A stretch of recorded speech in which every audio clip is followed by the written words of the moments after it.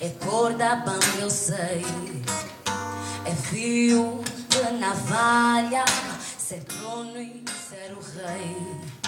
Porque entrar nas ondas de uma paixão voraz, melhor viver à sombra do nosso amor fugaz. Deixa este vinho terminar, virar licor. Quem sabe estacio destilar de amor. Deixa este vinho terminar, virar licor. Quem sabe estacio destilar de amor. Deixa este vinho terminar, virar licor. Quem sabe estacio destilar de amor. Deixa este vinho terminar, virar licor. Quem sabe estacio destilar de amor. Pa pa para pa pa, para pa pa pa, para pa pa pa.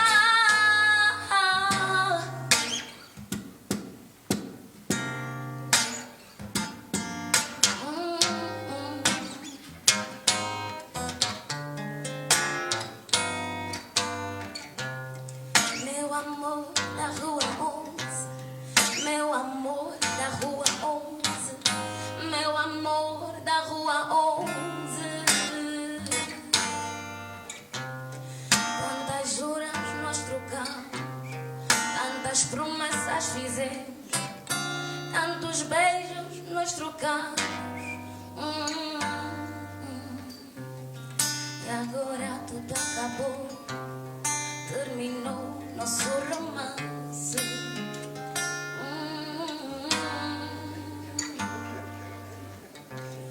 Quando eu te vejo passar com teu olhar senhoril, sinto nascer e crescer uma saudade infinita do teu corpo gentil, de cor de bronze. Oh meu amor da rua 11, meu amor da rua 11, meu amor da rua 11, meu amor da rua 11. Meu amor da rua 11, meu amor da rua 11, meu amor da rua 11, meu amor da rua 11. Obrigada.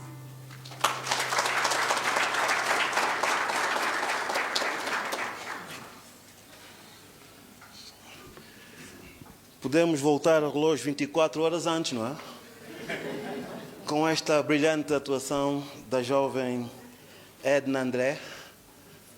Só faltavam aqui os buquês e as velas acesas, não é? Caros convidados, minhas senhoras e meus senhores, é com grande honra que me dirijo a todos neste momento importante que marca a sessão de divulgação da Lei Geral do Trabalho, aprovada pela Lei nº 12/23 de 27 de dezembro. Uma legislação que marca um novo capítulo na história laboral do nosso país. A presente lei representa um marco significativo na proteção dos direitos dos trabalhadores, na promoção da justiça social e no desenvolvimento econômico. Esta legislação reflete, pois, o compromisso do Estado angolano em garantir condições de trabalho dignas e equitativas para todos os cidadãos num verdadeiro exercício da cidadania. Pois é crucial e imperativo que os gestores do setor privado se empenhem em compreender e implementar integralmente as disposições destas leis, de modo que os direitos e deveres dos trabalhadores sejam respeitados e que as empresas operem dentro dos parâmetros legais estabelecidos. Minhas senhoras e meus senhores, a nova Lei Geral do Trabalho protege os trabalhadores, mas temos a plena certeza que promove também um ambiente saudável de trabalho, que incentiva o crescimento econômico e que reforça a criação e asseguramento dos postos de trabalho. Por esta razão, pensamos que é fundamental que os empregadores e empregados trabalhem sempre juntos, de modo a alcançar o equilíbrio justo que beneficia a todos. Por isso, pedimos a vossa especial atenção e agradecemos a vossa presença, pelo que desejamos a todos boas-vindas, em especial ao senhor secretário, que tem um compromisso especial com a província da Huila. Sejam todos bem-vindos.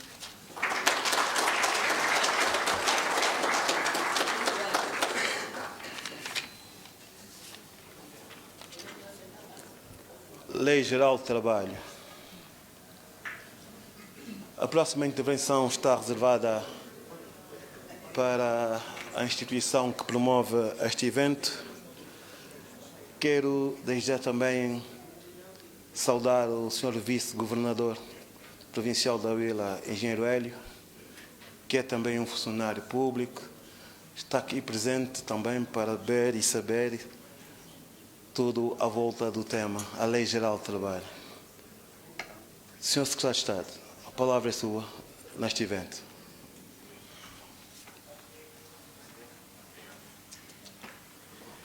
Muito obrigado. Bom dia a todos os presentes e, se me permitirem destacar aqui em especial a senhora Vice-Governadora Maria Chipalavela, que nos recebeu calorosamente desde o dia de ontem, o senhor Vice-Governador Hélio Silva, com quem temos relações institucionais muito saudáveis. Cumprimento também o senhor Comandante Provincial da Polícia, Divaldo Martins, todos os diretores e quadros do aparelho público, administrativo e do setor empresarial aqui presentes.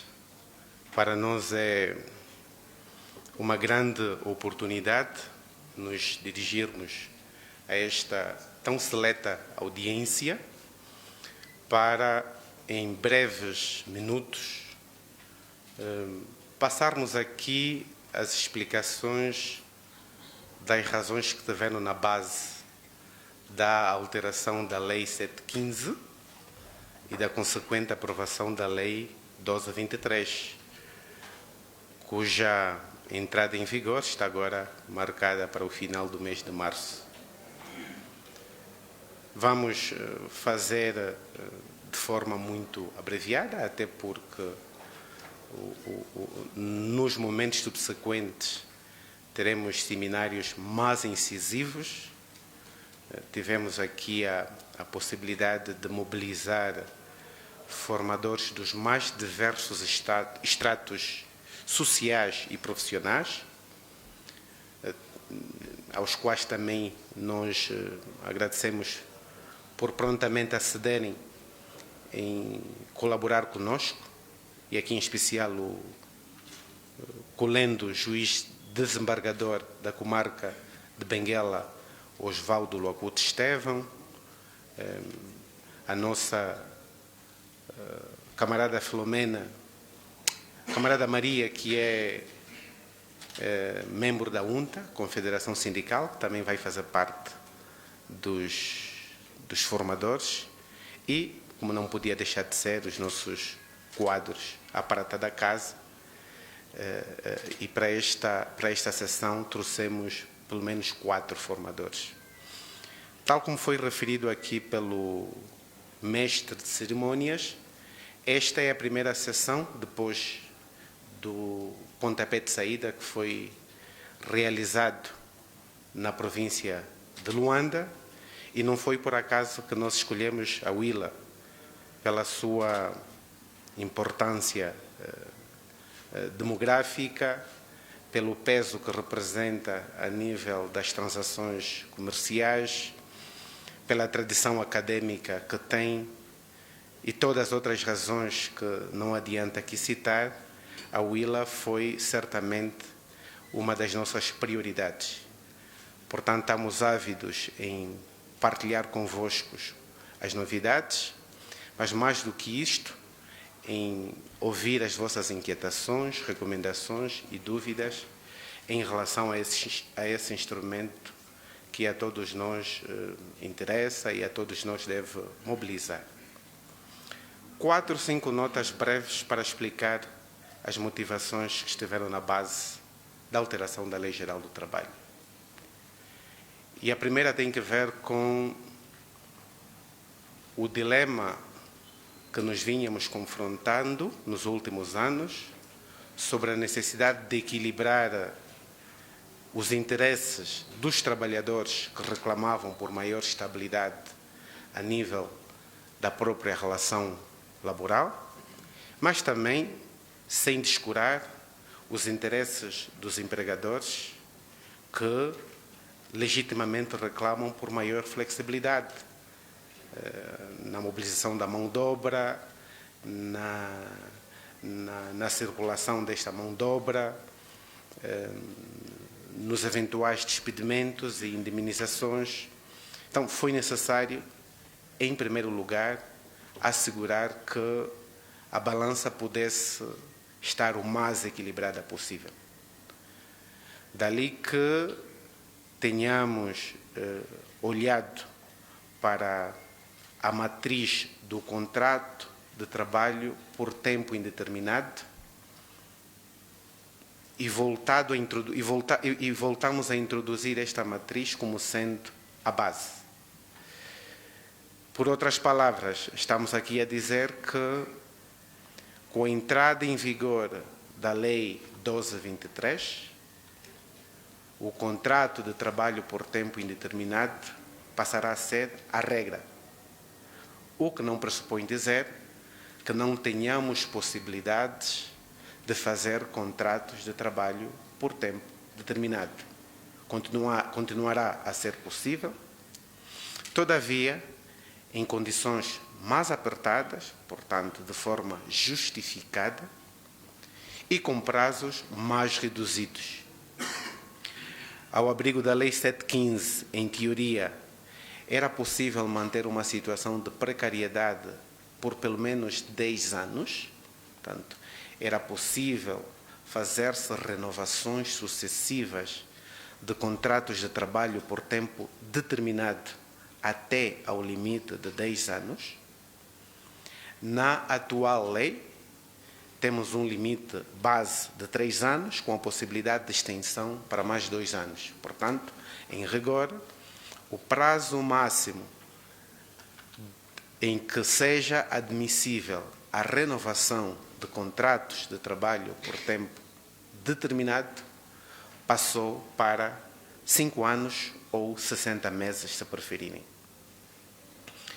Foi importante tomar esta decisão exatamente porque a Lei 715 trazia uma abordagem diferenciada consoante os contratos fossem celebrados no contexto de uma micro, pequena, média ou grande empresa.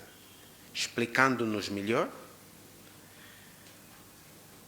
as grandes empresas tinham um tratamento diferente do bloco das micro, pequenas e médias empresas. Portanto, havia ou há, ao abrigo desta lei, mais flexibilidade, mais precariedade nas micro, pequenas e médias empresas. Na altura, o grande argumento, que não deixa de ser legítimo, prendia-se com a necessidade de favorecermos o crescimento e a consolidação destas empresas. O Instituto Nacional de Estatística fez um inquérito, um recenseamento sobre as empresas, cujos resultados foram divulgados no ano passado e tivemos algumas surpresas. Mais de 99,5% das empresas estão enquadradas nesse segmento de micro, pequenas e médias empresas. Pouco menos de 5%, e aqui em números absolutos, pouco mais de 427 empresas, é que são grandes empresas. As contas são simples de serem feitas. A grande maioria dos trabalhadores está neste segmento que tinha um tratamento mais precário, menos seguro e menos garantístico sob o ponto de vista laboral. Foi também necessário olharmos para a evolução que a própria sociedade local, nacional e internacional enfrenta. Por isso é que tivemos o cuidado de olhar para os contratos especiais de trabalho e trazer para esta lei algumas novidades. Trouxemos o contrato de teletrabalho, que hoje é uma realidade com a qual muitos de nós nos confrontamos. Trouxemos o contrato especial do trabalho desportivo. Todos somos testemunhas da força que o desporto tem. Aliás, a coisa de 2, 3 semanas, vivemos todos e vibramos todos com o sucesso que a nossa seleção teve a nível do Campeonato das Nações, o CAN. E não somos indiferentes à avalanche de profissionais, de jovens, que hoje têm como primeira opção profissionalizar-se a nível do desporto. Se antes havia algum preconceito em relação a isto, hoje temos pais a apostarem de forma séria, desde tenra idade, nas habilidades dos seus filhos, a encaminharem-nos para este campo desportivo. Então foi necessário regularmos com o cuidado que se impunha, com a sistematização que se impunha, o contrato especial de trabalho desportivo. Trouxemos também uma realidade que é secular ou milenar, e que a nível do nosso contexto é muito presente, que é o contrato de trabalho doméstico. Não que não existisse antes. Existia um regulamento, ou existe um regulamento, aprovado por via de um decreto presidencial, que trazia as linhas gerais do contrato de trabalho doméstico, cuja constitucionalidade vinha sendo questionada por muitos académicos, por muitos profissionais, por muitos juristas. Então foi necessário voltar a olhar para esta figura e trazer no seio da Lei Geral do Trabalho. Foi também necessário olharmos para a realidade da organização empresarial no contexto de grupo. Várias empresas hoje se apresentam estruturadas em grupo. Várias empresas hoje se apresentam reunidas num conglomerado. E, portanto, foi necessário permitirmos que a circulação entre trabalhadores de empresas que façam parte do mesmo grupo fosse mais facilitada, menos burocrática e não implicasse aquele expediente que muitos gestores dos recursos humanos aqui presentes certamente conhecem, de fazer uma espécie de suspensão do contrato de trabalho com a empresa A para poder destacar o trabalhador para a empresa B, no sentido de poder se conformar àquilo que era o quadro legal. Hoje, com a Lei 1223, esta situação fica completamente ultrapassada. Olhamos também para a necessidade de apostarmos de forma firme e séria e consequentemente, incentivarmos as empresas a apostarem na formação profissional dos seus trabalhadores. E trouxemos normas não só repressivas, mas, sobretudo, que incentivem. E essas normas já estão alinhadas ao Código dos Incentivos Fiscais, aprovado em 2022, que traz a possibilidade de deduções fiscais, de incentivos fiscais, para todos aqueles que apostam na formação profissional da sua força de trabalho. E, portanto, a Lei Geral do Trabalho, na sequência, olhou também de forma muito incisiva sobre a necessidade de apostarmos na formação profissional.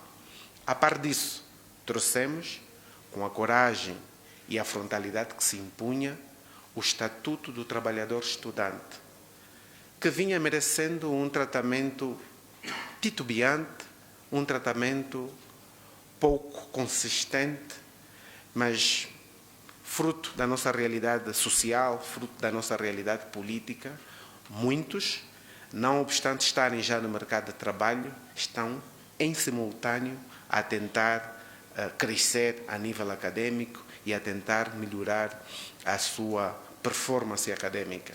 Então era necessário que a lei pudesse de forma clara, metódica e realista abordar este tema.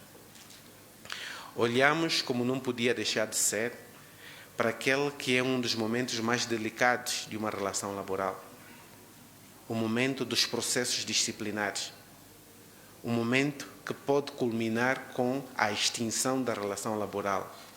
E ali, não só introduzimos uma sistematização diferenciada e maior rigor no procedimento e no processo disciplinar, como acabamos por alargar o leque de medidas disciplinares que podem ser aplicadas ao abrigo desta lei, saindo um bocadinho da lógica fatalística do 8 ou 80.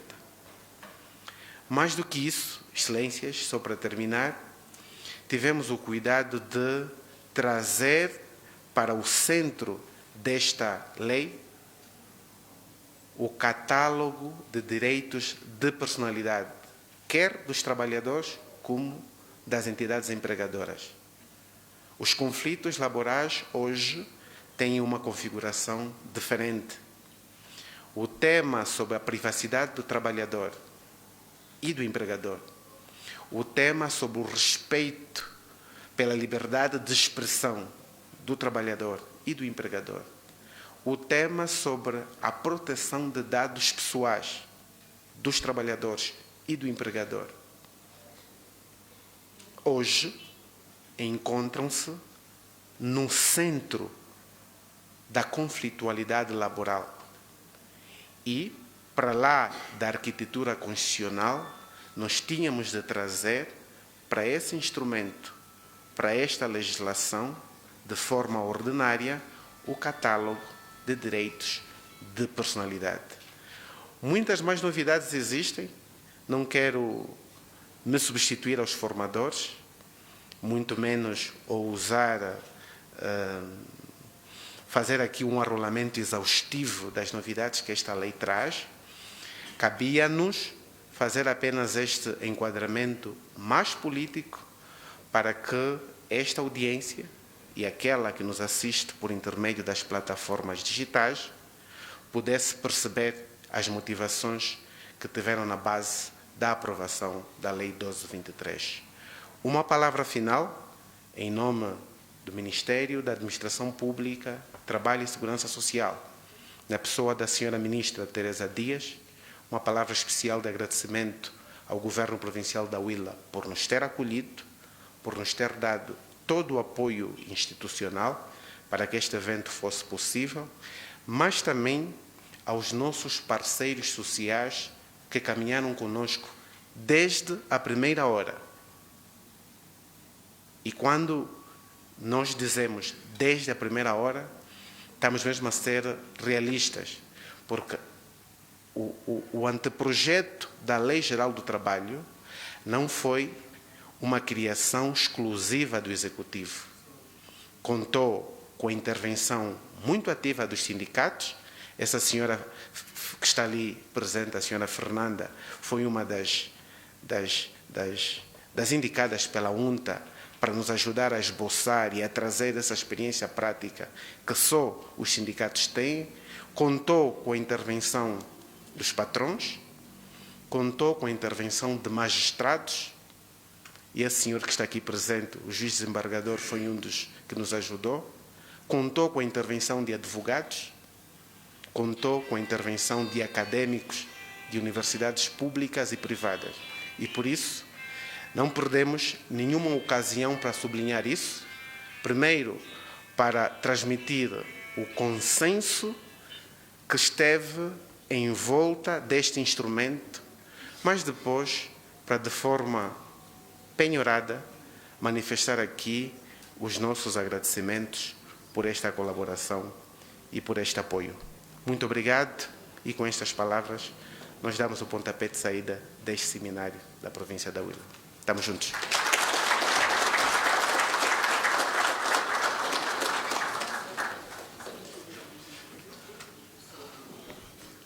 Muito obrigado, Sr. Secretário. E temos muito pano para a manga. Eu queria convidar o Presídio a tomar aqui os assentos na parte de frente. E enquanto criamos as condições técnicas para a projeção, quando a Edna estava, depois de atuar, ouviu uma voz a gritar bis, bis, bis. Yeah. E precisamente alguém com um penteado ainda de ontem. Yeah. Alguém com um penteado de ontem. Mas a Edna, este diamante bruto que a Huila tem, vai atender a este pedido. Queríamos também pedir aqui aos presentes que coloquem os telefones no silêncio. Podem fazer fotografias, digam ao mundo que nós estamos aqui na Huila, a melhor cidade do momento do nosso país, a trabalhar e a falar da Lei Geral do Trabalho. Como disse, enquanto criamos as condições e atendendo um pedido do auditório, Edna, disseram bis, faz favor.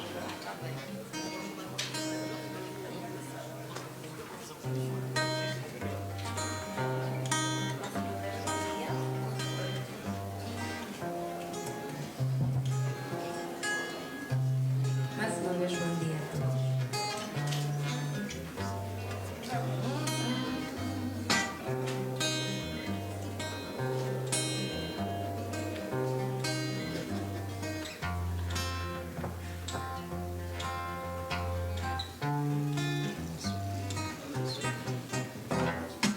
Watu jukilame suyo ayozi, watu dikise nojilayo ayo, watu menesene kidiyo ayozi, watu nunisilu poluyo ayo.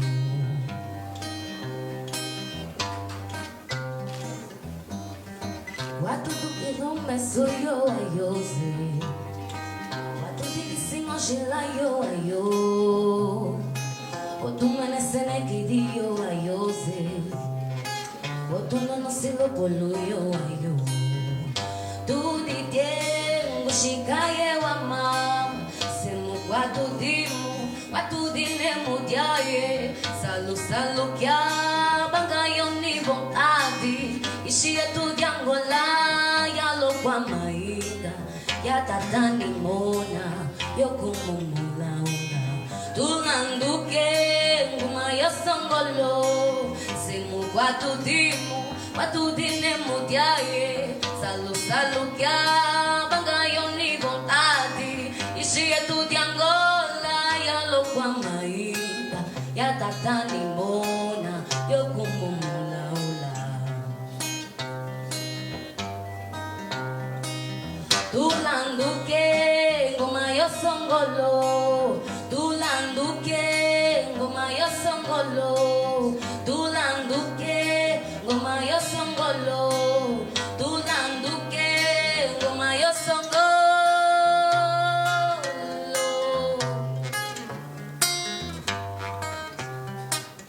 Tulando que Kumaya songolo Semo quatu dine mudiaye Salu kya Obanga yoni vontade Ishi é tudo de Angola Ya lo kwa mai Ya tatani mona Yo kumumula ola Ola ola Ola ola Ola ola Ola ola Ola ola Ola ola Ola ola Ola ola Cada maravilha.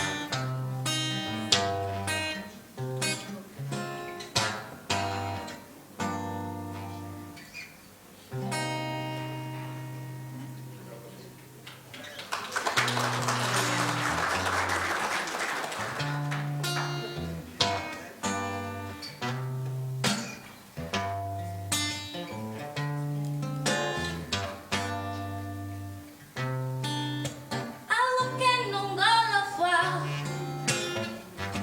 Gamu binge kiazi Mwene rondo kalabenya Hemengondo diami Mona mwene Kiswe aweza Mona mwene Kalonga nguma Mona mwene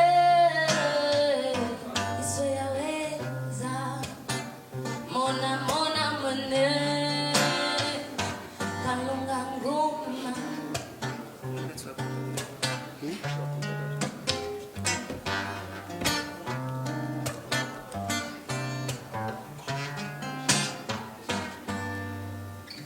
Algo que não gola fa Gamu binge kiasi Mwene rondo kalabenya Emengondo diami Mona mwene Kiswe yaweza Mona mwene Kalunga nguma Mona mwene Kiswe yaweza Mona mwene Kalunga nguma Zambi wangi pana mona Ngamu alele Mwene ondo kalabenyaba Hemengondo diami Mona mwene Kiswe yaweza Mona mwene Kalunga nguma Mona mwene Kiswe yaweza Mona mwene Kalunga nguma Kalunga nguma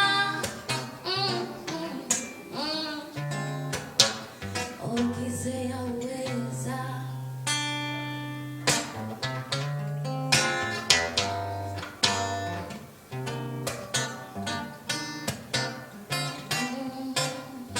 Kiswe yaweza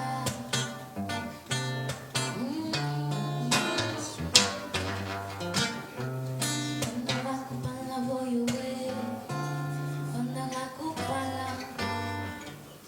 Vandala kupala voyuwe Vandala kupala Vandala kupala voyuwe Vandala kupala Vandala kupala voyuwe Vandala kupala CEO Vandala kupala voyuwe Vandala kupala Vandala kupala mayuwe Vandala kupala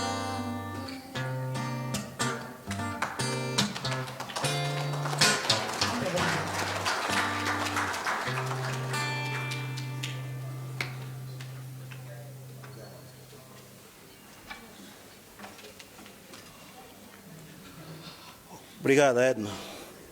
Secretária. Secretário não está, né? Mas transmitam ao secretário que é um valor da Willa, está bem? Transmito.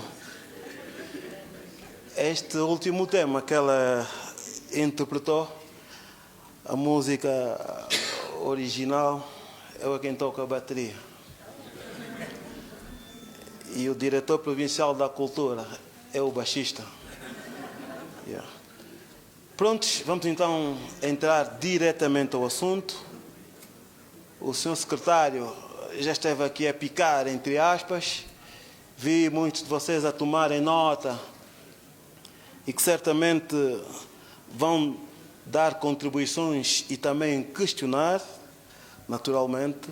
De resto, é este o objetivo desta atividade que está a ser realizada simultaneamente, repito, na Universidade Gregório Semedo, para o público-alvo, concretamente empresários, estudantes, ou seja, académicos.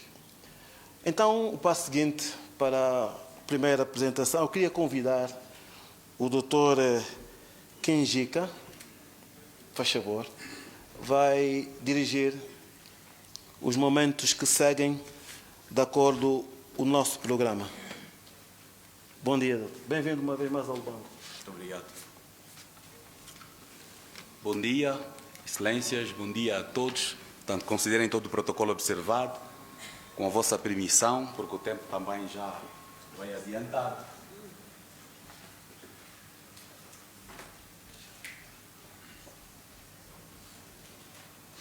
Pode tirar esse microfone daqui, por favor? Pode tirar o microfone daí, para não atrapalhar. Sim, pode tirar aqui.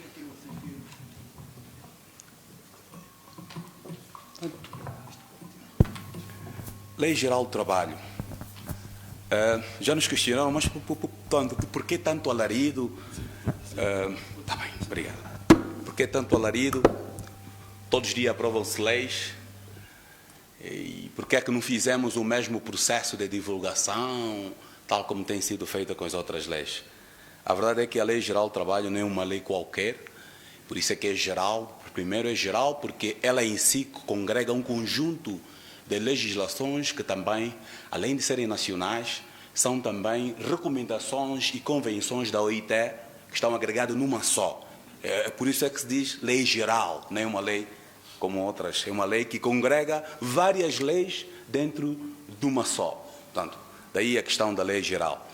E nessas convenções, nessas leis internas, que estão todas, portanto, congregadas numa só, ela está dividida em vários capítulos. É assim que nós aqui vamos destacar apenas aqueles que foram objeto de alteração e que, por isso, têm muito mais impacto para a sociedade, para as empresas, para os empregadores. Portanto, aqui vamos destacar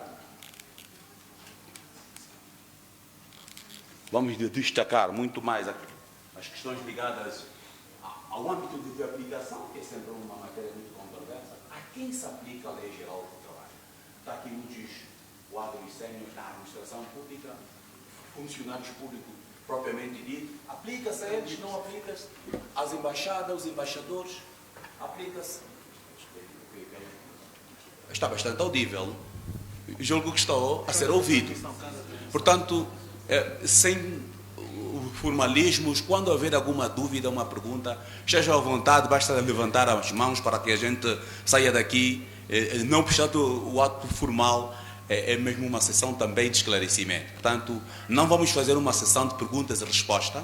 Portanto, quando haver alguma questão ligada ao tema, sintam-se à vontade para interromper, porque o objetivo é sairmos daqui, pelo menos, com as bases essenciais que justificaram a alteração desta lei.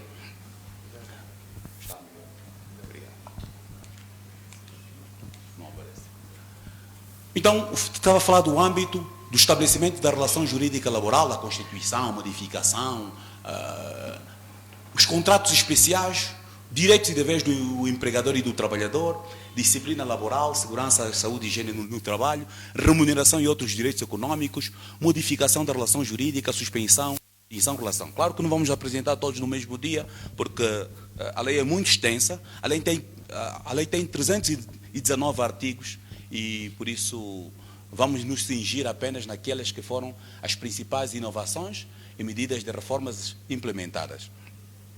E aqui, como ia dizendo, estas leis, na verdade, estes capítulos muitos deles representam leis e convenções internacionais. Portanto, como sabem, nós cá em Angola ratificamos várias convenções internacionais que na nossa ordem jurídica interna depois se transformam em leis. Uma vez ratificadas pela Assembleia Nacional, elas tornam-se leis. E por isso são leis especiais. Leis sobre as questões de segurança, higiene e saúde no trabalho. E penso que também os ilustres sabem que temos legislação especial sobre essas matérias, né? Temos legislações aprovadas, temos legislações à parte também sobre as matérias da remuneração e os direitos econômicos, os salários e tudo isso, são direitos especiais. Dos contratos especiais, temos, isso o secretário já mencionou, do trabalho doméstico, temos uma lei especial sobre o teletrabalho, não é? A quando da Covid, os colegas recordam, aprovamos uma lei sobre essas matérias, aprovamos uma lei sobre o trabalho desportivo ou contrato desportivo, que também tem uma lei especial, portanto, são vários contratos especiais, por isso são várias leis agregadas numa só. Daí que estava a dizer a importância da Lei Geral do Trabalho, é uma lei que os Estados usam como instrumento para intervir nas relações que, sendo privadas, as relações de trabalho são relações privadas, mas se não houver regras, criam situações de instabilidade social. É assim que, por exemplo, tivemos as greves que mexem com a estrutura social, mexem com os trabalhadores, com o governo, mexem com toda a estrutura econômica. Por isso, para a estabilidade que se quer, para a prosperidade das empresas, para o bem-estar das famílias, o Estado tem de intervir nessas relações para garantir alguma segurança, estabilidade e prosperidade das famílias. É também um meio para o Estado materializar os direitos que estão na Constituição. O direito ao trabalho, o direito é um direito de dever.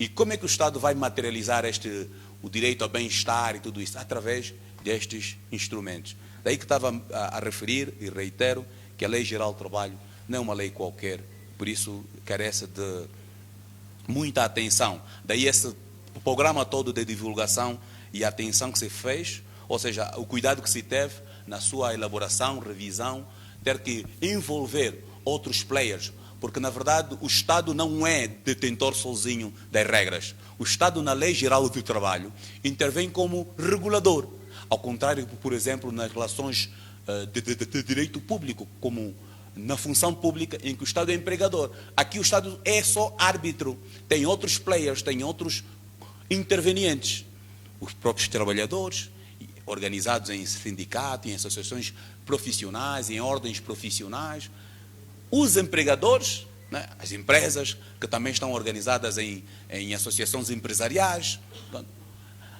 os acadêmicos que têm grande intervenção sobre aquilo que são as principais doutrinas, o entendimento que se tem da lei, as igrejas que influenciam o mindset, a mentalidade dos trabalhadores. Portanto, por isso é que na formação, ou seja, na revisão desta lei e pela maturidade institucional que estamos a ganhar enquanto país, entendemos que era necessário ir buscar todos esses intervenientes, os sindicatos, as associações empresariais, a AIA, os acadêmicos, os magistrados do Ministério Público e judiciais. Convidou-se igualmente as igrejas, e são várias organizações que depois interviram, além de próprios órgãos de Estado, portanto, o MAPTES, Ministério da Ação Social e Ministério da Justiça e vários outros intervenientes. Então, entrando agora diretamente naquelas que são as principais alterações, nós começamos pelo âmbito de aplicação. A quem se aplica essa Lei Geral do Trabalho? Parece uma matéria simples, mas não é assim tão simples.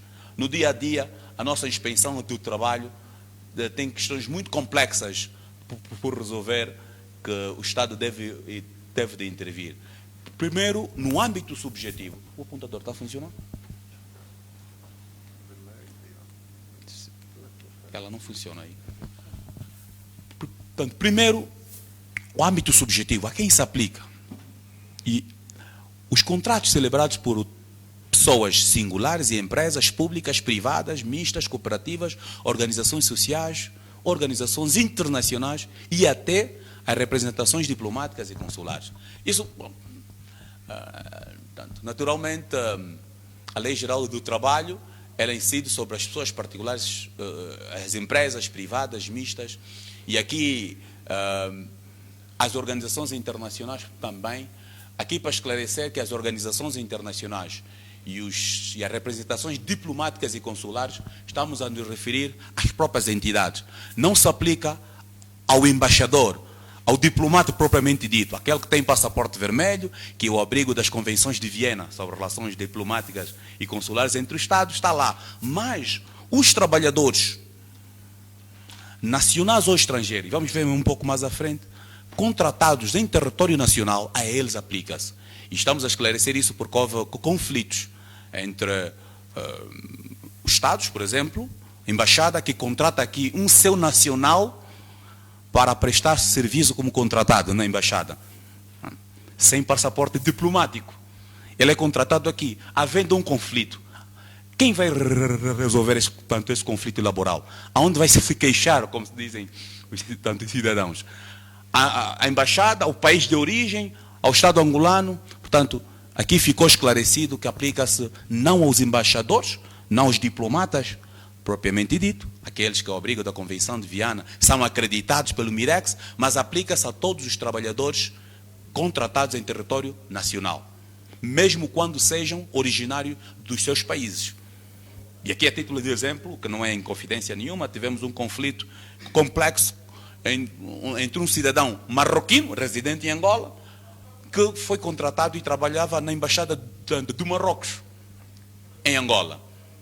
Houve um conflito laboral a quem se aplica. Portanto, eles, naturalmente em defesa, usavam os argumentos de que o território da embaixada é território do próprio país e por isso não se aplica às leis, e tivemos que provar que não. Mas, entretanto, também aí melhoramos. A mesma regra são sobre as organizações internacionais, por exemplo, do sistema das Nações Unidas e não só. Não se aplica aos membros das organizações acreditados, mas aplica-se aos trabalhadores angolanos dessas instituições e ONGs que têm representação aqui em Angola.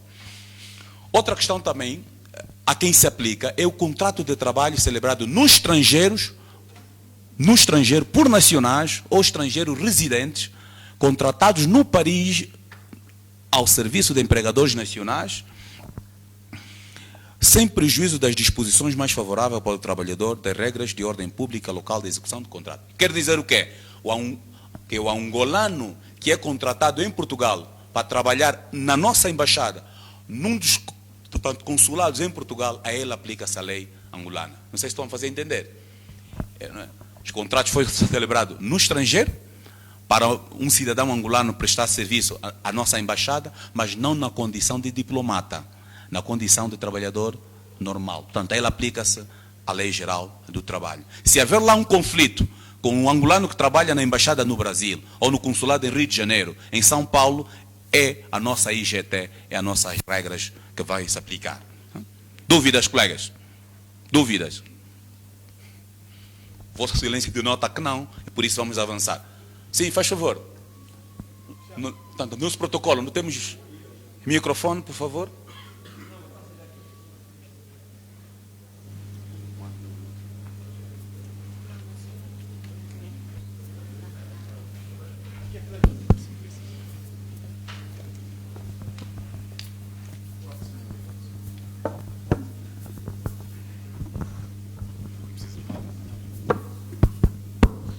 Bom dia.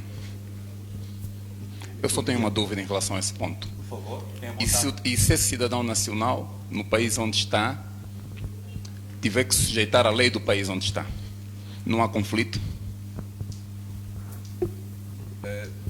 Não sei se fiz entender. Há uma ressalva, sim, mais ou menos percebemos. Há uma ressalva que diz aí, sem prejuízo das disposições mais favoráveis para o trabalhador e das regras de ordem pública do local de execução do contrato. Quer dizer que, por exemplo, no exemplo que aqui levantamos em Portugal, se as leis, se existirem lá normas de caráter obrigatórios que impõem outras regras e forem mais favoráveis para o trabalhador, aplicar-se não aquelas regras. Se forem mais favoráveis.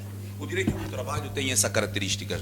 Ela em muitos aspectos é mais favorável, ou seja, tem o princípio favor laboris, que havendo dúvidas, havendo conflitos, as normas do trabalho são sempre interpretadas a favor dos trabalhadores. Já agora, também me questionaram, mas é a Lei Geral do Trabalho para as instituições públicas? Nós vamos chegar aí também, vamos lá chegar.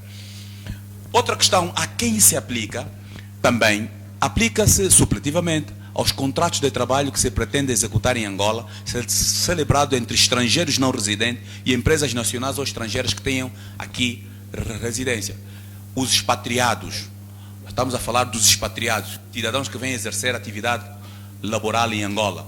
Portanto, mesmo quando celebram contratos com empresas multinacionais dos seus países, ou são contratados lá para virem exercer atividade cá, nestes casos, havendo um conflito, é a lei angolana que se aplica, é a nossa Lei Geral do Trabalho. E isso também, a propósito, tivemos muitos conflitos, e sobretudo quando entrou um período mais de crise, as empresas, muitas delas estavam a fechar, as multinacionais do setor petrolífero, diamantífero, os cidadãos estrangeiros que viam os seus direitos, portanto, algo violados, e diziam, mas então, em Angola como é que é? Onde é que eu vou se queixar? Onde é que eu vou apresentar? Né? Então, este aprimoramento que houve é também para salvaguardar que, mesmo sendo um cidadão expatriado, que é um estrangeiro, um trabalhador estrangeiro não residente, a ele aplicam-se a nossa lei. Agora, se for um trabalhador estrangeiro residente, claro, os residentes são tratados para efeitos de direitos e obrigações como se de nacionais se tratassem. Como se de nacionais se tratassem. Vamos seguir em frente. Outra questão também, ainda no âmbito, tem a ver com o tempo. E como é que ficam os contratos que já foram celebrados ao abrigo da lei anterior? Na verdade, anterior não, da lei vigente, não é? Ainda não cessou a vigência. Vai cessar a vigência a 26 de março. E como é que ficam os contratos que foram celebrados já com base nessa lei, que, por exemplo, sejam por tempo determinado? Na verdade, houve alguma distorção da informação, alguns jurisconsultos na rádio e na televisão falaram errado. Esta lei prevê um regime transitório. O artigo 319 da LGT, a Lei Geral do Trabalho, a abreviatura que estamos a usar aí, LGT, da Lei Geral do Trabalho, prevê que os contratos por tempo determinado, celebrados à luz da Lei 715, a lei em vigor ainda, continuarão em vigor até a data prevista da sua caducidade. Agora, se a data da caducidade as partes pretenderem renovar, claro, aí o contrato deverá ser renovado já nos termos da nova lei.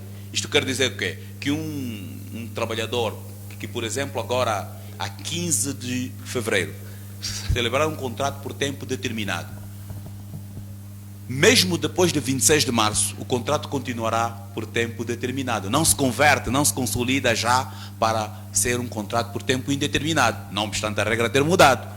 Só que quando terminar o prazo, ou o termo, a condição certa ou incerta que justificou a celebração daquele contrato, aí sim, na renovação, já deverá se sujeitar aos novos princípios desta lei. E vamos ver depois as situações que deverão ser... E porque esta lei, como vimos, e o seu secretário também deu nota de que os critérios agora são mais apertados, porque tem que se proteger a dignidade dos trabalhadores. A experiência nos mostrou que não é que tenha sido um erro, não chamaria um erro, mas não foi um bom ensaio, um modelo de liberdade contratual que experimentamos na Lei 715. Fragilizou os trabalhadores e não há estabilidade social se nós continuar a ter os surtos de greve, de instabilidade que nós estamos a ter, em que os trabalhadores estão numa situação muito precária de defesa dos seus interesses. E isso reconhecemos, e como o Estado angolano temos que fazer um recuo de maturidade para garantir que haja melhor renovação, haja melhor estabilidade de emprego e prosperidade para as empresas e também bem-estar para as famílias. E por último, mas não menos importante, a renovação feita nos termos do número anterior, claro que não vai prejudicar os direitos já adquiridos do trabalhador.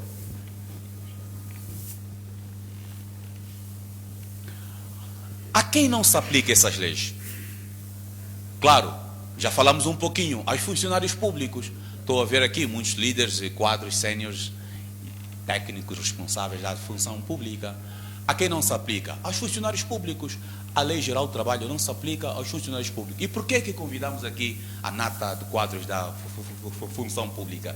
Na verdade, na prática, o que tem ocorrido é que quando há conflito com as empresas, muitas das empresas que são tuteladas por nós, pelo governo da província, pelos serviços interligados, no final do dia o conflito vai ao gabinete jurídico ou ao gabinete de recursos humanos dos serviços públicos.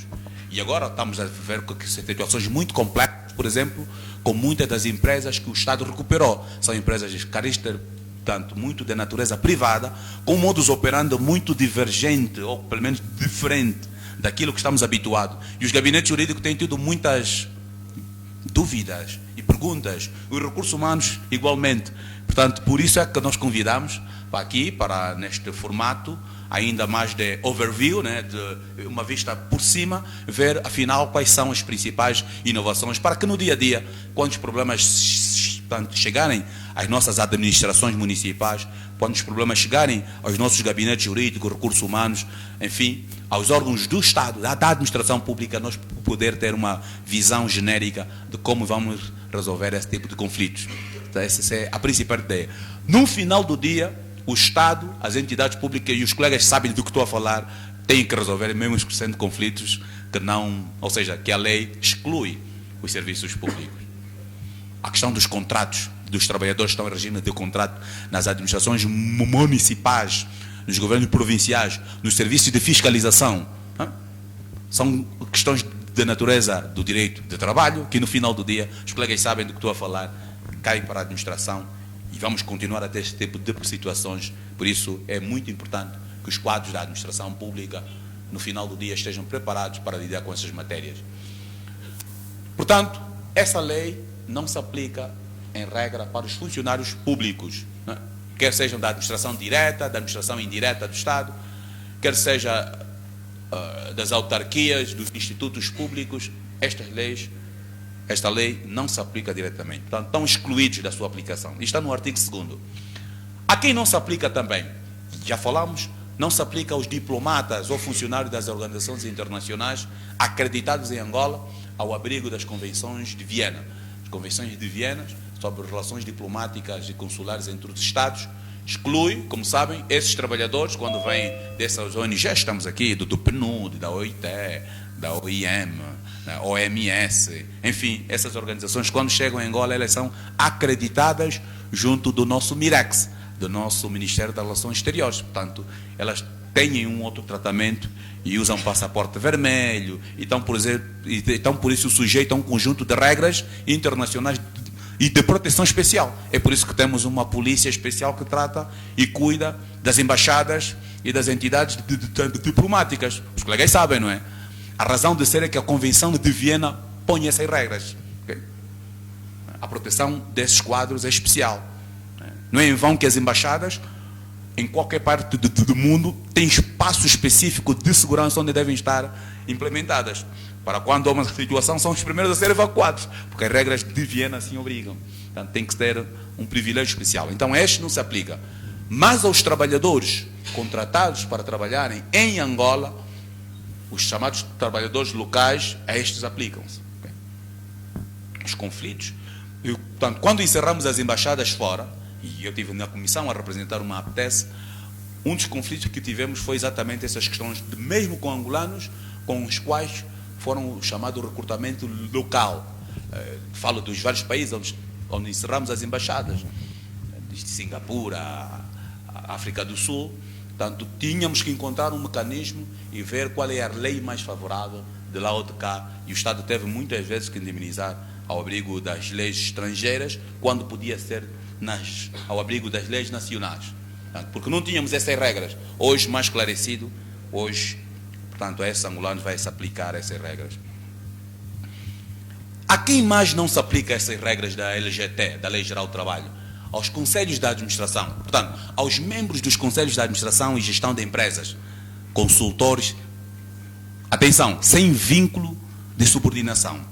Aqui, como sabem, existe o Estatuto do Gestor Público, estas matérias mais do Ministério das Finanças e GAP, que faz o controle das empresas públicas. O pessoal nomeado ao abrigo do Estatuto de Gestor Público, nas empresas públicas, aqui em particularmente nas empresas públicas, não se aplica a Lei Geral do Trabalho. E já tivemos muitos casos, inclusive quadros muito conhecidos no nosso mercado nacional, que cessaram as funções e foram uma peça. Mas, doutor, então como é que fica? Eu até estava bem lá na minha instituição, já atingi um patamar alto, e por isso é que me convidaram que é para vir para aqui. E de repente, sem aquecer a cadeira, eu fui exonerado. E como é que fica? E os meus direitos? A minha carreira, a minha família? Os meus rendimentos? E como é que fica? O que é a LGT? O que é que uma PES pode fazer? Na verdade, a LGT não se aplica a esse tipo de vínculo. Não vamos chamar contratual. Essa nova lei traz um novo conceito. Não se aplica aos conselhos da administração das empresas, aqui em particular das empresas públicas que estão nomeadas ao abrigo por decreto presidencial ou por um decreto do ministro ou do governador, na condição de gestores públicos. Não se aplica a essas regras. Portanto, a eles aplicam-se outras. Outro sim, não se aplica também aos consultores. E aqui, colegas, aqui consultores, estamos a falar de tudo. Algumas instituições chamam consultores, outras chamam conselheiros, e depois ainda temos os assessores. É diferente daqueles casos que muitas vezes ocorrem nas nossas instituições. Pronto, o colega já chegou a um patamar, já chegou para o patamar de chefe de departamento, de diretor, e é exonerado, não tem lugar tanto, digo, mas para ir, então criam a figura do consultor, do assessor, né? Para garantir algum...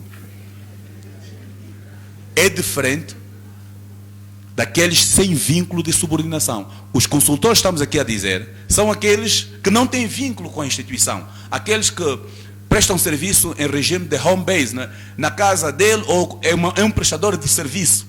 Estes, mesmo quando laborem dentro das instituições, a estes não se aplica. Vocês estão a fazer entender que é diferente daqueles consultores que nós, nas empresas públicas, tem muitos nomes. Uns são conselheiros, outros são assessores, outros são consultores, mas aqueles são do quadro, muitos deles são funcionários do quadro, que chegou a um patamar, e nos qualificadores das empresas públicas nós temos visto que muitas vezes criam uma carreira especial de assessor, de consultor, para garantir essa estabilidade de emprego a quadros que muitas vezes chegam ao topo.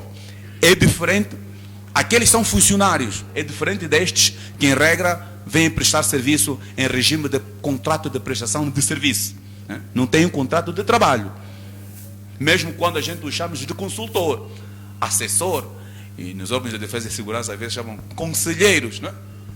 Portanto, na verdade, independentemente do nome, o critério é do vínculo jurídico laboral, está subordinado ou não à instituição. Dúvida, colegas? Vosso silêncio denota que não. Então, com vossa permissão, vamos seguir em frente. Faz favor, colega de protocolo, temos aqui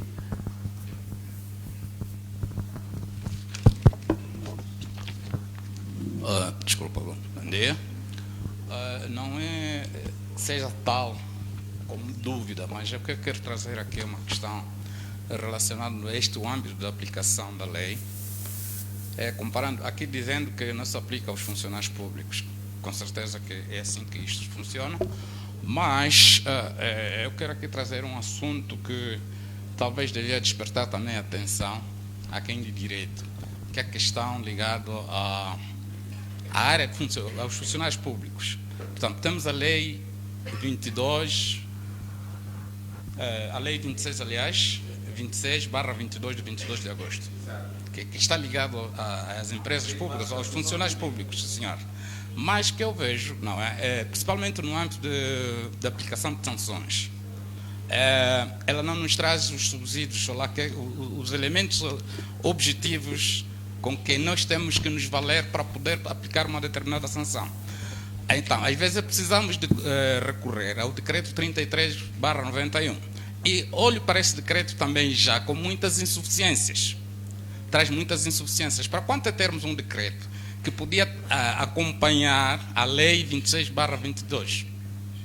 Ok. Muito obrigado. Deu para perceber a preocupação.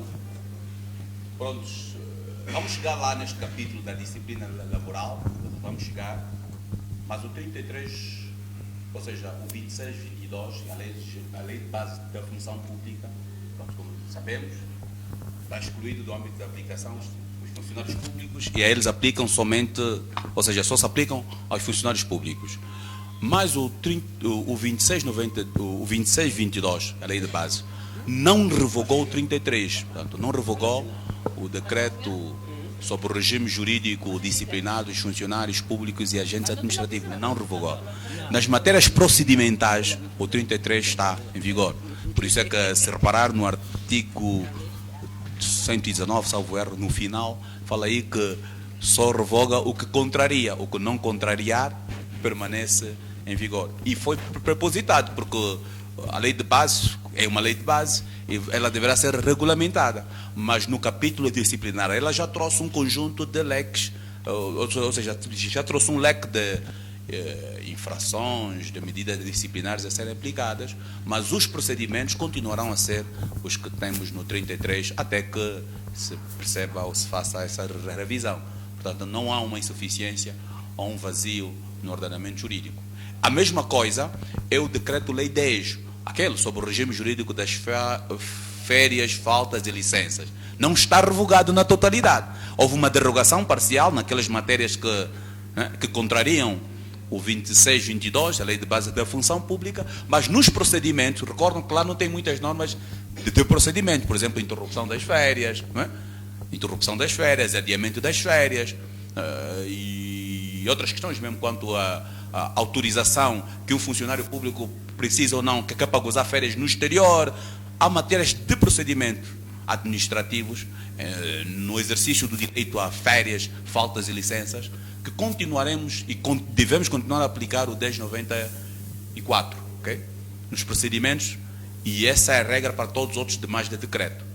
Foi intencional, porque se revogássemos já, tinha que se fazer imediatamente a regulamentação, mas a regulamentação leva a prazo, tem sempre um hiato temporal que deve ser considerado. Prontos, então, antes do nosso intervalo, que será às 11 horas, vamos fazer aqui rapidamente uma incursão em algumas matérias que também já foi aqui referenciado pelo Sr. Secretário, que é a matéria do estabelecimento da relação jurídica laboral. Colegas, mais uma vez, era importante esclarecer que agora o contrato de trabalho assume-se como meio exclusivo da constituição da relação jurídica laboral. Fica de fora as nomeações. Como sabem, a lei anterior previa a nomeação.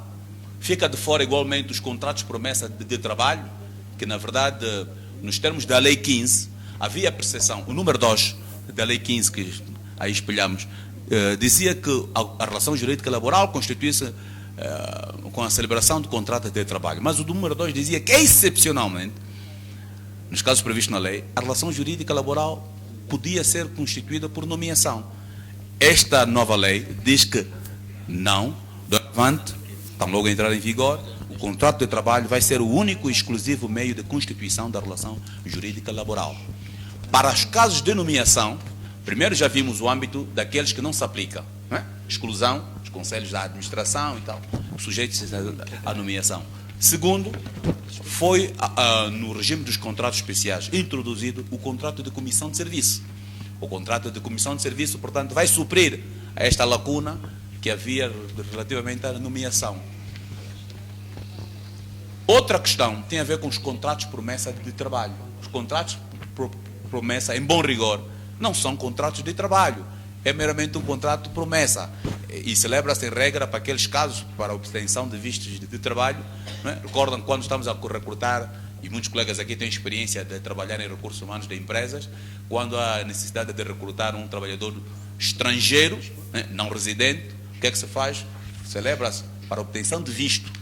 Não é? Junto do SME, a condição obrigatória, a condição sine qua non, é que tenha um contrato de promessa de trabalho.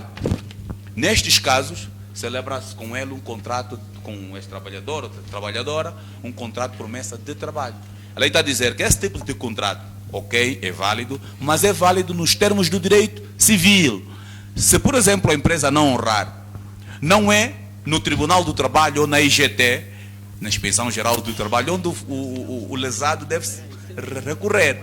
É junto do Tribunal Civil e Administrativo, por exemplo. No nosso caso, temos as salas do Civil e Administrativo. É junto do Tribunal Civil, porque são obrigações, são direitos de natureza obrigacional. Não é direito do trabalho. Portanto, o contrato por promessa de trabalho não constitui um modo de constituição da relação jurídica laboral. A mesma coisa relativamente à nomeação. Quanto à nomeação, dissemos que a este regime aplica-se, portanto, o regime especial de comissão de serviço, a nomeação de comissão de serviço, e depois também o estatuto do gestor para aquelas empresas em que é o governo, através do titular do Poder Executivo, do ministro que superintende o pelouro, ou do governador que superintende a empresa de âmbito provincial. Nestes casos aplica-se o estatuto do gestor público e não um contrato de trabalho. Portanto, daí que não é mais, a nomeação não é mais uma forma de constituição da relação jurídica laboral.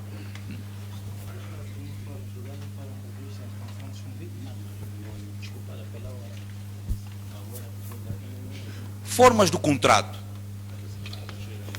E porque vamos fazer o nosso intervalo às 11, vamos acelerar aqui um pouquinho, mas pronto, sempre com a possibilidade de quem não perceber for aqui, faz favor, já temos aqui uma dúvida.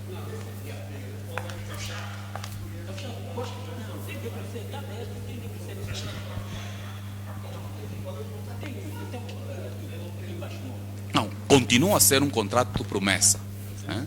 A lei continua, e vamos ver que o artigo, eu tenho aqui, o artigo 9º, diz que podem ser celebrados por escrito contratos de promessa de trabalho, nos quais manifeste de forma expressa vontade de celebrar um contrato de trabalho. Portanto, é meramente um contrato de promessa, não é já um contrato de trabalho. Portanto, e enquanto for uma mera promessa, mesmo que sendo uma expectativa juridicamente fundada, né, ela só será contrato de trabalho quando for celebrado efetivamente. E esse procedimento, em regra, tem ocorrido quando há recrutamento de mão de obra estrangeira, e o SME, para obtenção de visto, obriga que tem que ter um contrato de promessa. Isto quer dizer que aquele contrato, para efeitos da LGT, ainda não é um contrato de trabalho, ainda não há vínculo.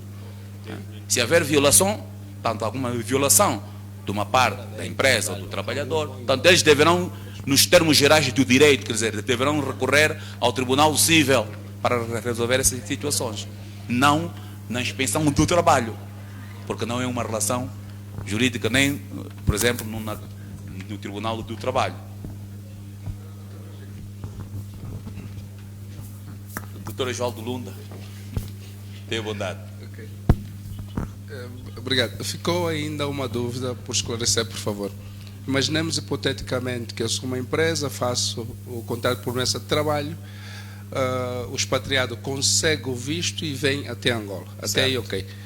Mas ato contínuo nós não fazemos o contrato e ele já tem o visto. Numa situação como essa, é revogado o visto, não é, ele fica, ele vai.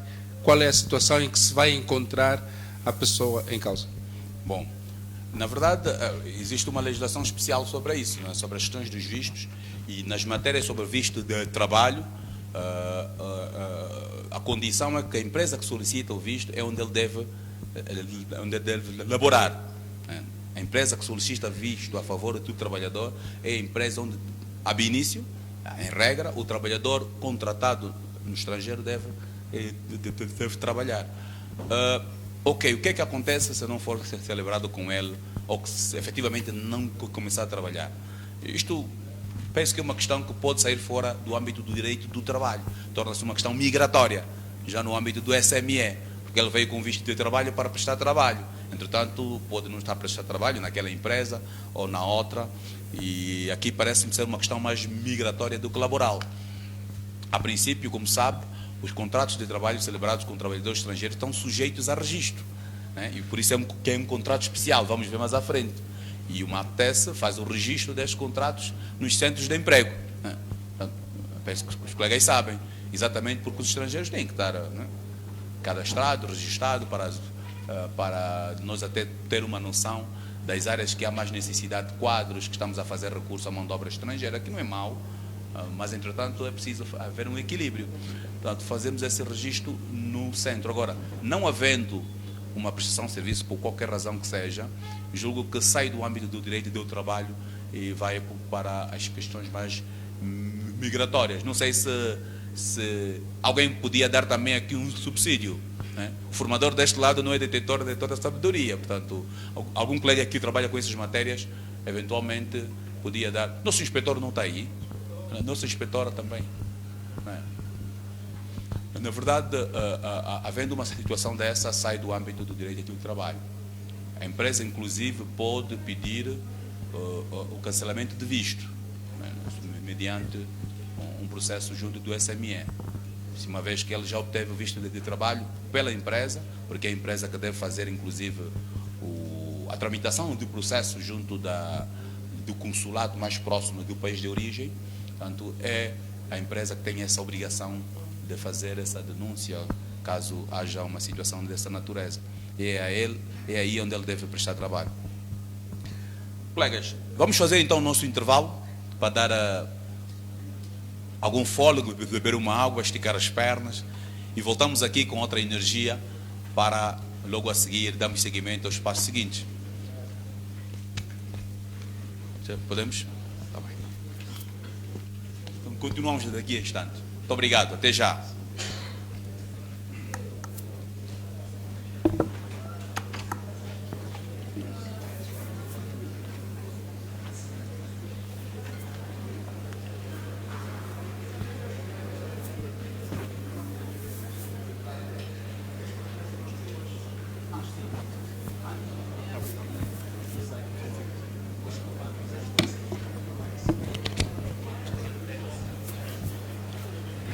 Senhoras e senhores, vamos fazer um break, já aqui foi anunciado. Temos aí embaixo várias iguarias, todas confeccionadas com produtos da terra, do qual desejamos todos bom apetite e teremos para aí meia hora. Obrigado.